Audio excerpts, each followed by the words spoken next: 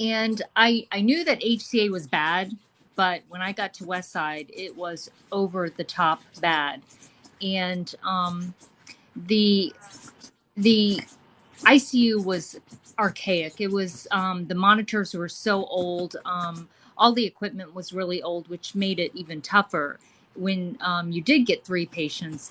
But it seemed to be like it was on a three patient assignment every single day, and you were constant. And you would have three patients, but you would get admissions and then discharges, and it would go. You were on your toes all the time, which you would expect, but you didn't even have time to sneeze at that place. It was very unsafe, and the monitors were so old. You could only view two patients at a time. So if you had three patients, one of them always was not being monitored. And I brought up this concern, and I brought up to this dog. Sorry. Um, and if I showed you, she fights with 100-pound dog. But anyways, excuse me. So I brought this the safety concern up to the charge nurse, and the charge nurse, at the time they agreed. They were like, well, we've talked about it, and they do nothing. The the director at the time, she was a little bit verbal, and she did speak up with us, but she was gone relatively quickly after I got there. And then we got a new director. His name was Dexter, The and he infamous was just, Dexter. yeah. And he basically, as soon as, right after he got there, I had brought it up to him about the unsafe situation that the patients were in and the nurses were in, and how I believed it to be Medicare fraud. And it was also neglect. Here we have this vulnerable population that we take care of, and we're neglecting their basic needs. We have them in a room, and no one's watching them, caring for them, and it was bad.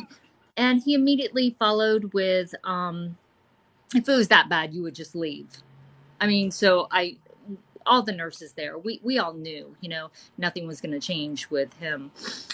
So I happened to be talking to a friend of mine who's an attorney, and I told her, I said, listen, I really think that this is Medicare fraud. I've looked at the law and I've read it, and I do believe.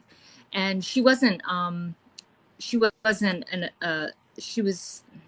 wasn't familiar with the Medicare rules or anything. So she said, just start taking notes and do what you can, and I'm going to see who I can find that specializes in that. So it wasn't even a week after I started, making these comments. And I told her, I said, listen, he's really harassing me now. And she said, well, keep writing notes, keep writing notes. And then we got into this instance where everyone has heard about the coffee cup mug, where Yes.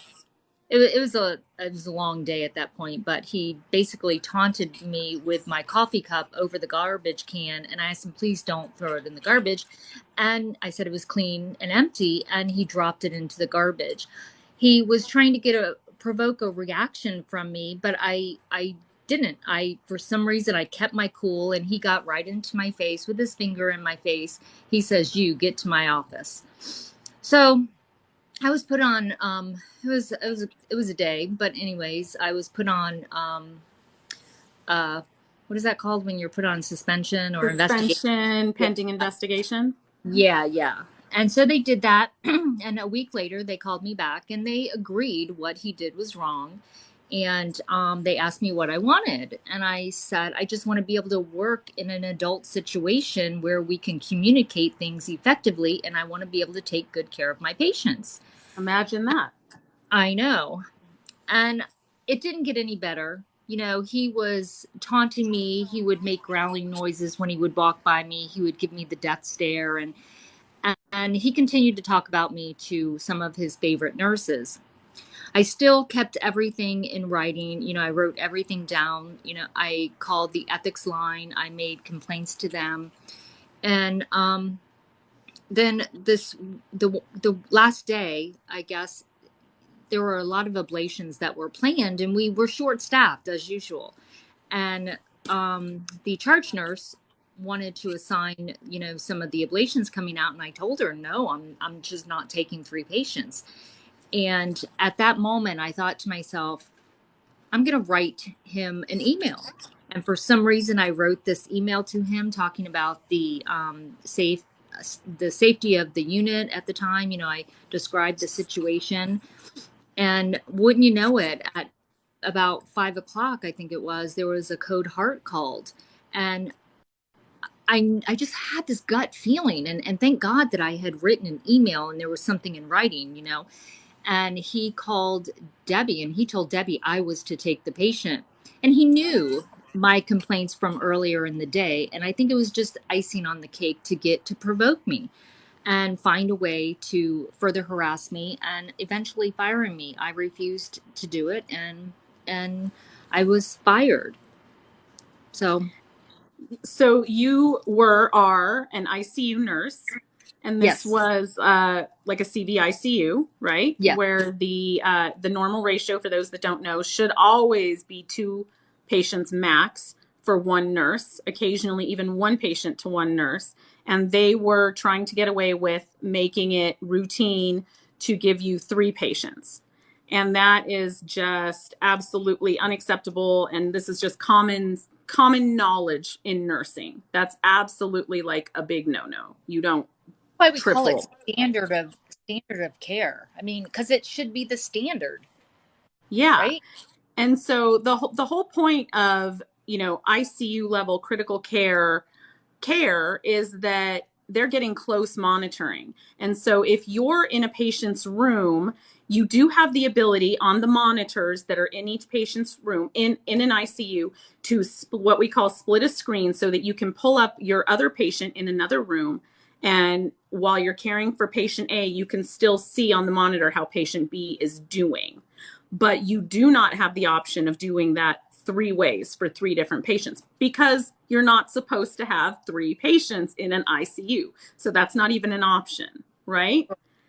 And so that was one of the things that you were using and saying that this is not safe. Here's one of the main reasons. Anything could happen and I would be completely oblivious to it. And I guess I knew that I was going to have some type of law on my side. And that's why I actually looked into, you know, because they're not just going to, we all know HCA is just not going to roll over and say, oh, you're right. Let me go ahead and provide you with some more nurses. So I actually did the digging and I looked at the laws and I was like, oh my God, it actually is a Medicare law. And so that's what I, you know, told them. That was the the one thing that I knew that I had that could protect me. So that's what And I what went. I thought was so interesting is you had actually gone back to school to advance your degree, and as part of that, you ended up kind of stumbling across some of the CMS, the Centers for Medicaid Medicare regulations, and you kind of were like, oh my God, like there's actual laws for this. Well, I kind of when I went back, because I never wanted my bachelor's. I just was a bedside nurse, and I loved being a bedside nurse. But I did go back mainly because they were trying to push it to where nurses had to have their bachelor. So I went back, and it actually made me open my eyes about the so-called nursing shortage, if you will. Um, I just had no idea. I was so gullible to believe, oh, my hospital really loves the nurses and they would get us more nurses, but there's just not nurses available. And I actually started looking at this research and I found a lot of articles that were talking about why nurses are leaving. And it kind of like hit me upside the head. I was like, my God, am I the only one out here that is in this position that really believes that, sorry, That's okay. that believes, you know, there's not enough nurses, because it was all out there. And so it did, going back to school did help me open my perspective and actually read into research, and yes, I did look into laws when I was getting my bachelor's. So it did help in that perspective, I guess. Knowing how to look at the laws, I guess, came from I was the assistant regional director for Maxim Healthcare, and I did work with a lot of laws and regulations for the home care side of the industry. So I kind of knew how to navigate through state, federal law. Yeah, and so basically any facility that accepts Medicare patients, which is the vast majority of facilities and organizations, they are supposed to abide by these very specifically detailed, spelled out laws and regulations. And I'm paraphrasing, but you cannot bill for critical care level services if you are not providing critical care level monitoring and services. It essentially equates to fraud. You're billing for something that you're not providing. And it says very specifically in there that in an ICU, you have to have several things in place to deem it an ICU. Like you have to have the emergency equipment, and you have to have 24/7 nursing care, all these, things. And one of the things is that the nurse will not have more than 2 patients in an Right, ICU for an ICU level patient. It's right. actually spelled out. And I didn't know that and until you told me about that. And I was actually pleasantly shocked to learn that it's actually written. And do you know what else? Um, if anybody's in Florida that's a nurse and they're watching this, we know that a lot of the hospitals, the HCA facilities, and Tenet actually have applied for their trauma um, license too. The state of Florida does have trauma regulations for trauma hospitals, and it spells it out in the trauma guidelines. So it's you know there's a reason why law they got this law in place because we give I mean we contribute to our Medicare.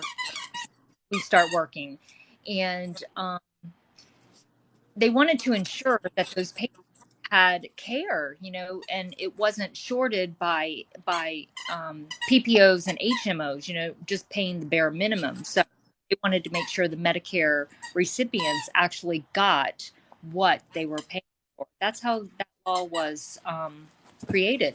And then, Florida adopted it in their trauma guidelines just because that's basically the way a lot of laws get written. They incorporate it from other states or other companies or however, but it usually comes from somewhere, not just out of the Yeah. blue. And so you had brought this up numerous times over a period of time.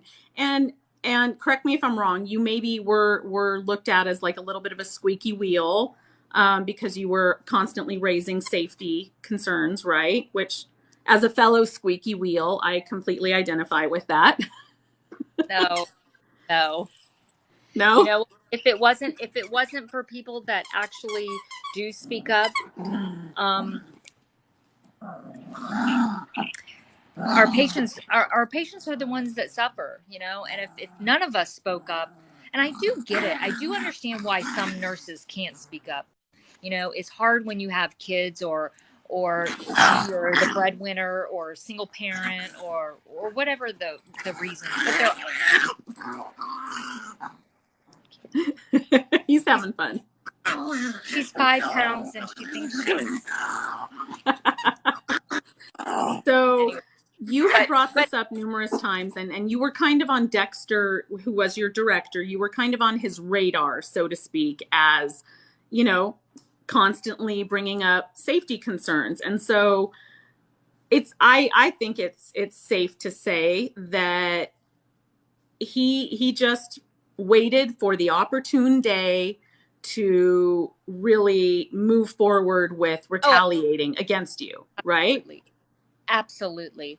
I gotta say, and thank God, I don't know. I mean, I don't know why I had this little voice in my head telling me, because I would BCC all of the emails. I would summarize, whatever happened. If I thought, there was something to it, I would summarize it, put it in an email, and I would BCC myself. And I got to tell you, that is one of the best decisions I've ever made in my life, because it's like you have this feeling, but you're not sure about it. And if I didn't do all those things, I would be made out to be uh, a liar right now, or you know what I'm trying to say. It would all just be my recollection. But I just had the wherewithal. I don't know why to put, and I guess it comes from how they taught nurses to, if it wasn't documented, it wasn't done. And something brought that to my mind, and I made sure I put everything in writing. And thank God. Well, you wouldn't be in the position you're in now and able to fight back if you hadn't have created That's all of the paper trail, right?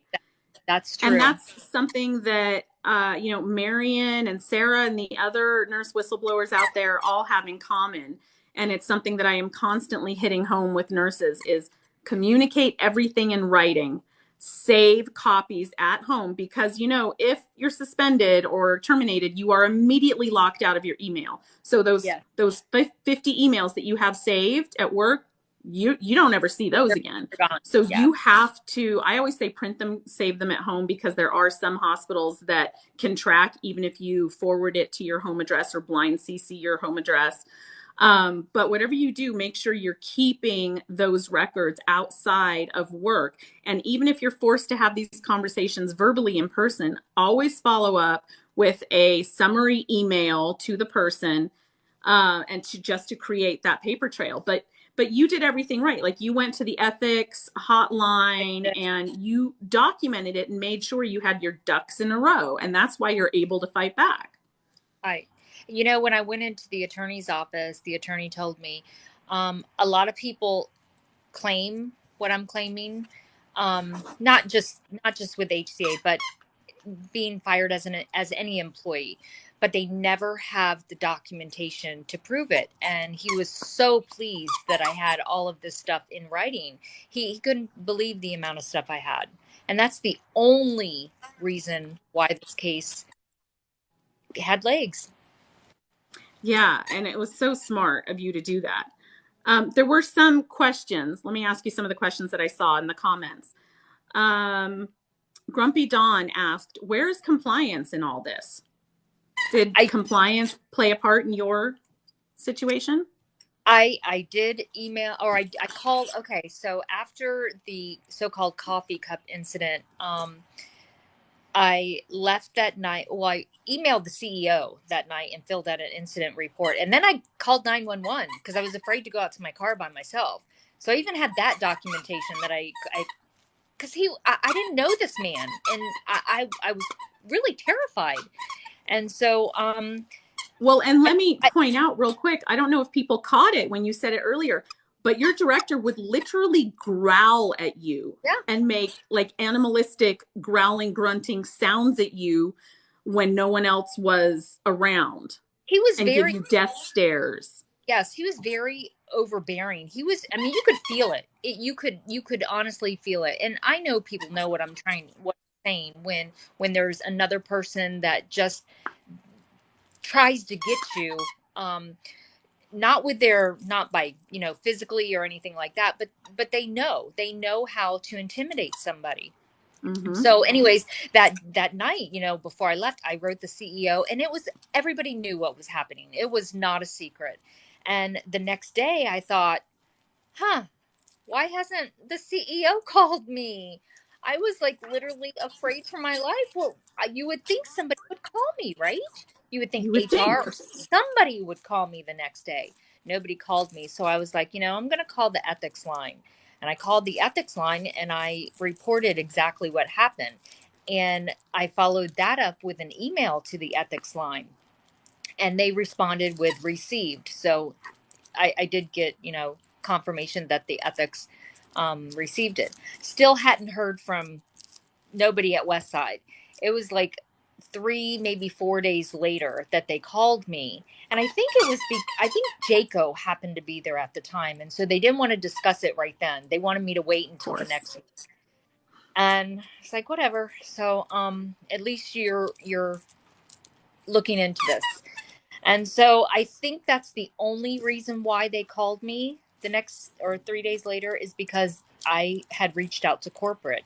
And then I followed it up in an email, sent it to the VP of Human Resources, and that's when they did their investigation. And interestingly enough, I had in my letter I asked for them to preserve the videotape because you know how ICUs have video. Yeah. I asked them to preserve the videotape. I don't know what. Oh, I know why I did that because my attorney friend told me to put that in the letter. But conveniently, they tell me their Just cameras no don't. video. No video. Yeah. So, yeah, ethics followed, and then I went back after the investigation, and I thought if everything was going to get better. It didn't, and Debbie, Debbie Orr, one of the charge The nurses, charge nurse that day. she had also made a couple complaints to HR that Dexter had sexually harassed her, Yeah. and And then Ramala, one of the charge nurses, she confided in me because she felt really bad. She said, Julie, I just, I want to tell you, it's been on my heart, but Dexter, he did that on purpose to provoke you because he wanted to get a rise out of you. She said, and I did go and I did tell HR and the ethics, compliance officer. She's since recanted that though. But But tell them why. Oh, well, apparently the rumor mill has, I wasn't there or anything, but they had a relationship after that. They got in and he accused her. I guess he ended up getting a divorce because he was married at the time and I guess they were having a relationship. So, and he got a restraining order against her for stalking. I think it was stalking. So, but So that's what not I hear. only did Dexter, the director, as we have coined him, retaliate against you and growl at you and throw your personal property away and be overall threatening, he also had charges of sexual harassment brought up against him from a charge nurse there, and then reportedly had an adulterous type relationship with another charge nurse there. So all in all, a great guy. Not only that, he was named in a lawsuit at Broward Health years ago for harassment, and they knew because Debbie had brought that up to HR. She found it, or I don't know who found it, but she brought it up to HR that he was harassing people at Broward Health. They didn't care. They didn't care. And he's still employed by another HCA facility today, right? I believe he works in Virginia. He's For not sure HCA. he's not sure it's HCA though. He's not sure. Even He's though not his sure. email address is hca.com. He's not sure it's an HCA facility. Dexter.door Well, at because one of the many sneaky things that HCA is trying to do with your case is put forth a bunch of pretrial motions, one of which says that they don't want your attorney to be able to say anything about this being HCA. So basically, they don't want the jury to know that, I'm sorry, what was the name of the hospital again? I forget. West Side. West Side is an HCA facility, even though it completely is. Like it 100% is. They don't want, because they know HCA has a bad connotation. So they don't want your attorney, your side, to be able to say this is HCA. And they also are pushing for you to not be able to bring up any past reports of poor staffing, right? Um, they I think they didn't want me to bring up any nurse complaints that weren't related to the case. Somehow that was worded. I don't remember exactly how that was worded. And they don't want me to bring up research talking about how safe staffing improves healthcare. They don't want that in the trial either. So, Why bring up anything evidence based? Why would you do right, that? right. I know. It's They're playing dirty, essentially. well, they're playing with their money that they have. We all know they have a lot of money and they can fight A forever. And, lot. and that and that's that's up to them. They can continue with this little charade that they're doing because I'm not going to give up. I, I know I've suffered as a nurse, and what I've gone through as a person, and I would go home crying in tears, and I would have chest pain, and I still think about the patients that I, not purposely, but I did neglect some patient care there. I had a lot of missed care because it was unmanageable. The ratios that they gave us was just unmanageable. It's I, not humanly possible for any nurse to provide the appropriate care with that many patients. And now we know it's also actually fraud for them to bill at that level of service and yet force an ICU nurse to take 3 patients. right, Yeah. right. So a couple other questions I saw. Emily asked, did you file a whistleblower complaint with Medicare? No, see, and I was pretty new with this, so I didn't. Like I said, I talked to my friend that was an attorney, and she really didn't have experience in it. But I did the thing that I did file. Girl, this dog, stop it. Um, so I was gathering the information, but I was fired so fast that I didn't even have time to file the actual. But because I brought it up to them that I believed it was Medicare fraud, and I believed that they were violating the law, and they retaliated against me, I was able to find a whistleblower retaliation. I didn't get to the point where I was, that was my intention, to file a Medicare fraud. That was what I was going to do, but I just didn't get there. Didn't have time. They fired me. Well, and as someone else who has, been in your similar position a couple times throughout my career, we don't know what we don't know until we go through it. And there's no rule book, although I'm trying to make one of how you go about this. I have all this information because unfortunately I have been on the receiving end of so many terrible things in nursing and in nursing management. And I've had to fight back and learn these things the hard way. But you don't know the first time you're going through it that you should go to this agency or this or document this. You just don't know. And so we do the best we can. And you did remarkably well with gathering all the paper trail, but we just don't But it, always know. right, and that's why I like to be so verbal. I like to be so vocal about. I had a nurse. I don't want to say her name because I don't know if she wants me to say her name. But she reached out to me. I think it was shortly after the march up in DC, and she was kind of scared. She didn't, know what to do, and she told me the story. I listened to it and everything, and I told her, I said, file with the NLRB. In Mm-hmm. Florida, we don't know what the NLRB is. I just have to tell everybody, nurses, we just don't know. It's the National Labor Relations Board for those that don't know. I mean, yes, exactly. Now I know. Now I know because Marion, taught me about that. Yeah. I didn't even know it until Marion. I started communicating with her. And so I thought to myself, file with them. And she did. And she got a response, and they were going to open up an investigation.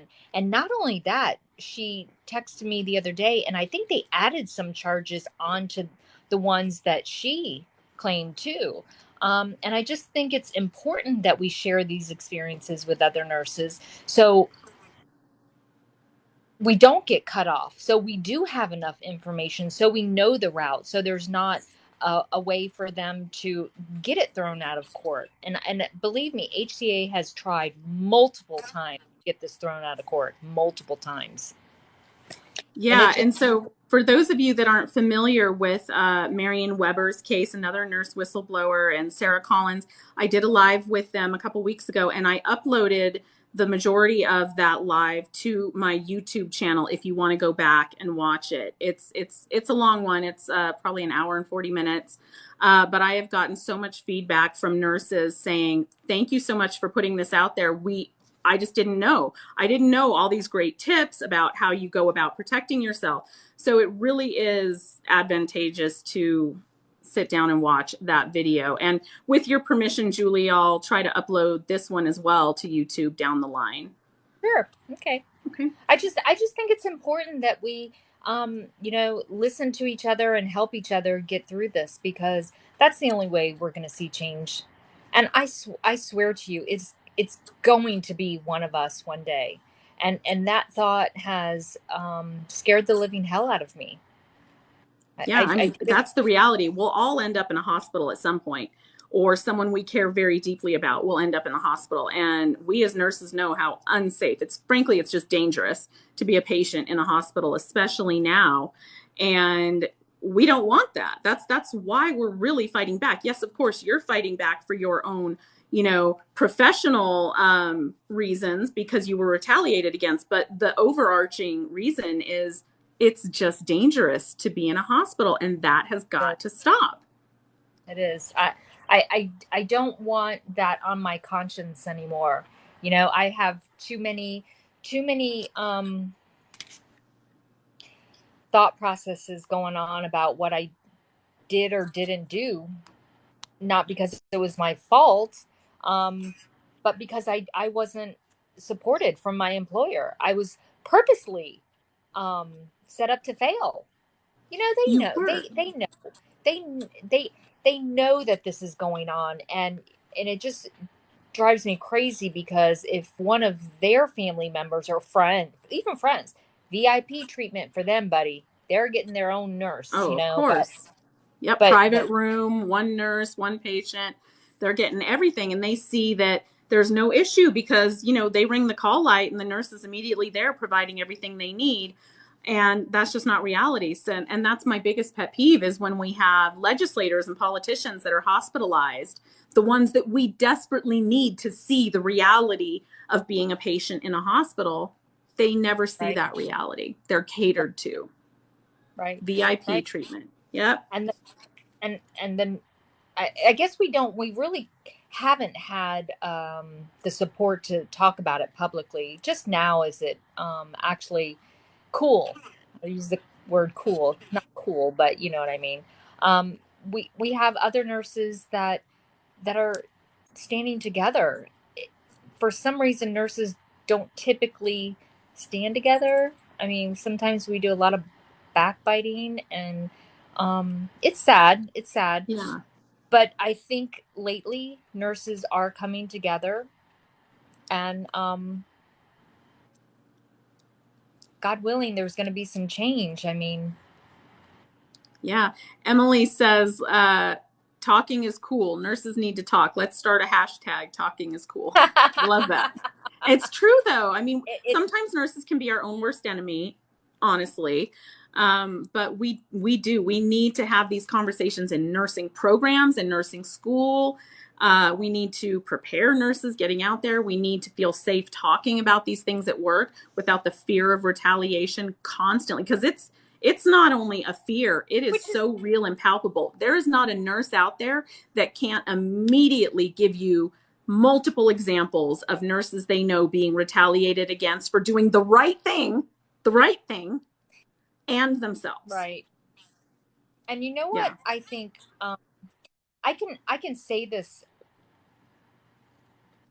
knowing. I mean, I get so angry because two of the nurses that they deposed absolutely say none of this happened. None of it. None of it. HCA was so great. Westside was great. Oh, they were perfect. They've gotten to them. Well, it's not that, but I mean, I kind of, I mean, how would I feel working for them knowing that, God, if I testify against my employer, I'm going to be fired too. Yeah. So they do run that risk, although they would have a better case, because, I mean, that would be clear cut retaliation. Uh, But they're very but good again, at their corruption and their retaliation. They will find a reason. I told you my story, and so I was extremely careful. I knew they had it out for me. I was so careful. I didn't give them any reason. They created a reason out of nowhere, right. and that's what they do, And unfortunately. it's sad that nurses, sacrifice. One of the nurses, I mean, we weren't particular friends, but again, I put a lot of faith in her, and I thought tell the truth. She would, be honest. It was probably like about a year after I left HCA, and it was later on in the evening, and she called me crying. I had never spoken to this nurse on the phone. We weren't, friends outside of work. We got along. I liked her fine. She was a good nurse, great nurse. But she called me at 10 o'clock at night, and she was crying. And I was like, what's the matter? She's like, what's going on with your lawsuit? And I'm like, okay, it's filed. They're working on it. She was like, my husband is in CVICU, and there's not enough nurses, and the ones they have aren't trained, and I'm really afraid. And I'm like, well, you work there. What are you calling me for? Right. I was dumbfounded. I couldn't believe this is your husband, and you're calling an ex-employee crying? Mm-hmm. Well, you work there. She was like, well, I don't work in CVICU anymore. I work in PACU. And I thought, oh my God, how scary is that? How scary is Mm-hmm. that? But do you know when she was deposed? Nope, that never happened. They took good care of my husband. I'm like, dude, if you're not going to stand up for your husband, I know good darn well you're not going to stand up for me. So Right. And it's that just sad, goes but to show you how much nurses live in fear. yeah. I, There's lots of people thanking you for being strong and for being an inspiration for other nurses. I hope it spreads. I hope it spreads, and nurses, get the backbone. I know we have. Most of us have it. Most of us have this backbone. We're just not familiar yet with how to process everything. And with Yeah. advocates like you and Marion and the other nurse TikTokers, or you know the ones that are creating the pathway, hopefully we can all learn from each other and stand up. Yeah, absolutely. Zizi was asked, she joined late and was asking for a quick summary. So just real quickly, basically, Julie was a CVICU registered nurse and stood up against unsafe staffing. They were trying to give her 3 patients in the ICU, and eventually they retaliated against her. And now she has a case against HCA that is pending. And what is the status now of your case? I know it was postponed because HCA was being a weasel. Well, it's postponed until those motions are heard. They want to, they're not HCA. They need all those things ruled on before it goes to trial. So that will be heard July 28th, I think it is, and soon after we expect it to be on the trial docket. Yeah, so that's going to be a case to really watch. It really has huge potential to set a precedent. And, there isn't a nurse I know that doesn't have a story that ends in hatred against HCA. And isn't that sad? Is it, you know It's what? so sad. I mean, I don't understand it because, I mean, I know I'm just not. I love that we live in a free enterprise and we're able to, make money in America. I love it. HCA could still make money. They would still make a lot of money. Billions and billions. But do it safely. Why compromise, so many lives? Why put them? I just don't get that. I don't get that. I just, Yeah. something just rips my gut when I think of that. You could They still make a lot truly of money. just don't care. It's all about profits for Yeah, them. I true. mean, Sam Hazen, the CEO, made, God, what was it, 30 million in 2020 when they were crying and saying that they're hemorrhaging money because they had to cancel all the elective surgeries and all of that related to COVID. He made more in 2020 than any other year.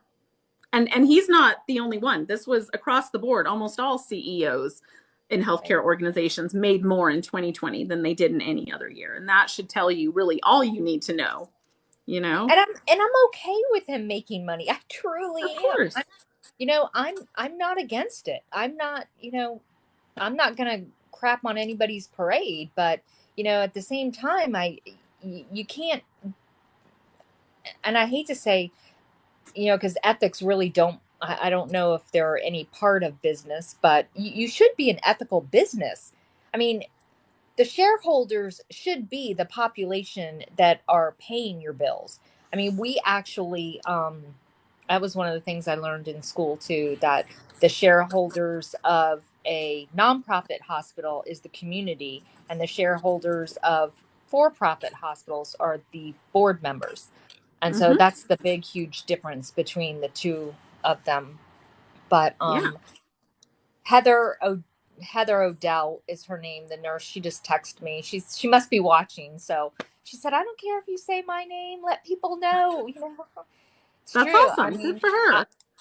again, just reach out to people, ask questions, and I think for the most part, well, nurses want change, so they're going to help you. They're going to want you to do the right steps. Yeah. Emily brought up a good point. She said, just remember that the hospital lawyer is not your lawyer. And so that's very true. And I just want to take that opportunity to remind everyone that you need to have your own personal liability insurance. Yes, the hospital may cover you with theirs if you're still employed there and if it's in their best interest to. But the reality is that 9 times out of 10, they get rid of the nurse, even when it's not the nurse's fault, As so we that they can say, look, it wasn't our fault, it was the nurse, and we got rid of her. So problem solved. We did what we needed to do. So they're not going to cover you if they terminate you. You need to have your own personal liability insurance that goes with you from job to job. And don't tell anyone about it. It's yours. You don't have to disclose it until and unless you are named in a lawsuit. Just keep it to yourself in your back pocket. It's not very expensive, but every nurse and nursing student needs to have their own liability insurance. Yes. And so, Julie, what is your hope or your goal with your case? What's best case scenario for you?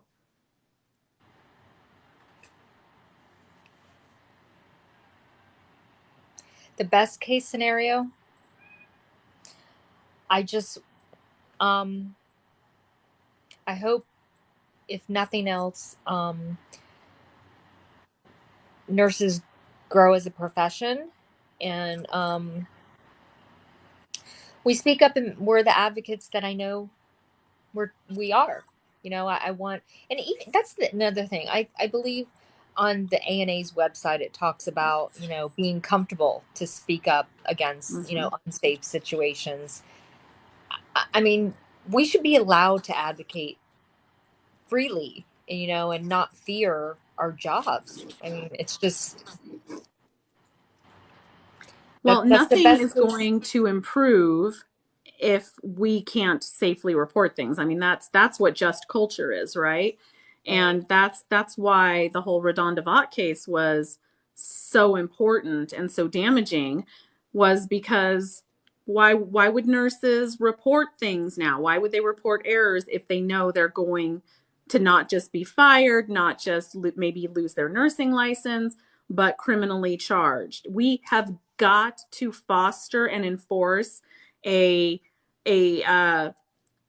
community in which nurses can report things without fear of retaliation. It is absolutely pivotal to the safety and well-being of patients and the public. Which will be us or our loved ones. That's what gets Absolutely. me. That's what gets me. I I don't think people really, that's that mentality. Oh, it's not going to happen to me. It is going to happen to you. It is. You are going to be in the hospital at some point in time in your life. Yes, it's going to be you. Yeah, and it's not even just exclusive to hospitals. You might be, or someone that you love might be in a nursing home, and don't even get us started on those ratios because those are absolutely horrifying. Or you might be in a rehabilitation facility, or even getting home health, and home health nurses are also spread way too thin. So this is just really across the board. If you ever think that you're going to need nursing care in any capacity, then this absolutely affects you. And I love the people that say, "Well, I'll be there. I'm a nurse. I'll protect my mom." Or, really? Were you allowed in during COVID as a visitor? couldn't come in then, think about all the patients then. You know, Yeah.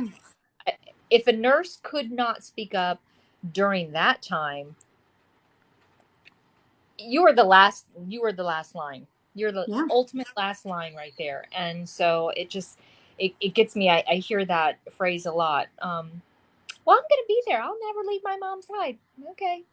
All right. You let me know how that works out. I Yeah. mean, regardless, fine. You can say that for your mother, but wouldn't you want it for everybody's mother? Wouldn't you want safe staffing for everybody's mother, not just your own? You absolutely should. Yeah. I wanted to kind of touch on one thing that we skipped over. Your charge nurse that day that they suspended you, Debbie, she offered multiple times to take that third patient instead of you. And your director, Dexter, repeatedly refused and was adamant and said, no, Julie has to take this patient, right? Yeah, I don't think I knew that until her deposition. I don't, again, Debbie and I were not friends outside of work. And, but thank God I will say, and I think Debbie would say about me also, we weren't particularly friends. We didn't call each other. We didn't hang out or anything, but Debbie is a damn good nurse. I would want her taking care of any one of my loved ones, because I know that Debbie would do, the right thing. I just, that's her. She's one of those, she's a patient advocate. But I did, hear that after the deposition that, she did fight for the right thing. And that really just speaks to this being retaliation. You know, as a director, you have typically multiple departments under you, and you're not there on the unit, rarely, and you don't really care as a director. You're removed, right? You don't care which nurse gets which patient. And so if you have a charge nurse that is repeatedly saying, "Look, I'll take the third patient. It's no problem. I can do this." And they're saying repeatedly, no, you must give the third ICU patient to Julie. He clearly was targeting you and setting you up for failure, knowing that you would refuse that third patient. And do you know what? There were two other nurses there on the unit that refused. And I think they refused because they were getting, the courage to actually stand up also. Yeah. Um, I mean, it was like I was kind of seeing like, oh my gosh, we're going to do this. We're going to together. We're going to do the right thing. But yeah, um, some people say, well, why didn't they get fired? And I hate it. I hate it, but that just shows the clear distinction that I was the one targeted. I was the one that made the most noise. I was the weed in the grass, so he said. Yeah. And so for those of you that are not as familiar with Julie's case, I do have a playlist on my TikTok and Instagram with multiple videos going into way more detail about Julie's case if you're interested in listening to those. And of course, as her case progresses with the pretrial motions and eventually the trial, I will be updating you guys on that as well. But did anybody have any more questions or comments for Julie that I may have missed in all of the comments earlier? Or Julie, was there anything else that you wanted to tell everyone? So, how we're talking a lot about what happened in Orlando, right? Mm-hmm. And those nurses there talked about the staffing for how long before that incident? How long? I'm There's sure forever. right, right there is in black and white. There it is. There's the result of not paying attention to the nurses' concerns regarding staffing. There it is. You don't even have to look, far to see. And for those that aren't familiar, she's referring to ORMC, Orlando Regional Medical Center in Florida, that recently had a patient jump from the 8th floor and, of course, perished. And the nurses were severely understaffed. It was clearly related to terrible, terrible staffing that administration had been made aware of. And when this happened, the hospital denied it for a solid month. A month continuously. This didn't happen. This had nothing to do with us. It didn't happen. And they forced nurses to sign NDAs immediately after this happened. Can And you so nurses, imagine? Can you imagine? I don't. I mean, I can, but I can't, because I know being in management how they work. And so I can absolutely picture them showing up an hour after this happened when nurses are just like, in complete shock, and throwing this paper in front of them. And they probably, it wasn't just their manager. I guarantee you, they brought down like risk management, they brought down upper admin. So they were absolutely intimidated and said, like, look, you have to sign this. This is a condition of your employment. You can sign this or you can go home. They Right. absolutely intimidate them and threaten them that way. And so it wasn't until a month of, in part, multiple social media nurses That's like what myself I say. really pushing this story, that the media finally started reporting on it, and finally enough pressure was put on ORMC that a month later they're like, oh yeah, by the way, this did happen. And not only that, there's changes in the upper management now, correct? I think I saw Yes. something. And so this Yeah. was just last week that they put out this statement admitting that this happened. And less than a week later, I believe, they have just conveniently, coincidentally, gotten rid of like 3 people, I believe, in the C-suite, and someone that has chief before their name. And there might be more coming. And so that doesn't happen unless there's been huge mistakes made and it's widely known. They don't just get rid of multiple people in the C-suite, right? So it speaks volumes. I had taken notes on two people in particular that didn't make it, and I believe a lot of it had to do with the nurses having 3 patients. So, I mean, Yeah. it happens. It's real. But that case in Orlando is just so shocking. He was young. Didn't have to. It just, I don't know. Absolutely terrible. Yeah, the patient was only in his 40s, Yeah. that this happened to. And this is not an isolated incident. Things like this are happening everywhere. I'm going to be doing some videos coming up on a PICU, a pediatric ICU, somewhere that is actually currently being investigated by JACO and CMS because they got wind of the terrible staffing, and parents are reporting it saying my kid died because the nurse could not be in that room because you gave her too many patients. It's hard. And These are children. These are babies and toddlers and adolescent kids that are dying. Why? Because they want to make more of a profit by not staffing enough nurses. That's it. Bottom line. and you know what? Unfortunately, it's going to take the patients' families because they are it's the consumer model that we follow in Florida, right? The consumer is what drives a business.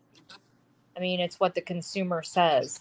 So, until it's the general public and the voters that actually hold the lawmakers accountable to make them, and that's an, I'm glad to see that nurses are becoming more political.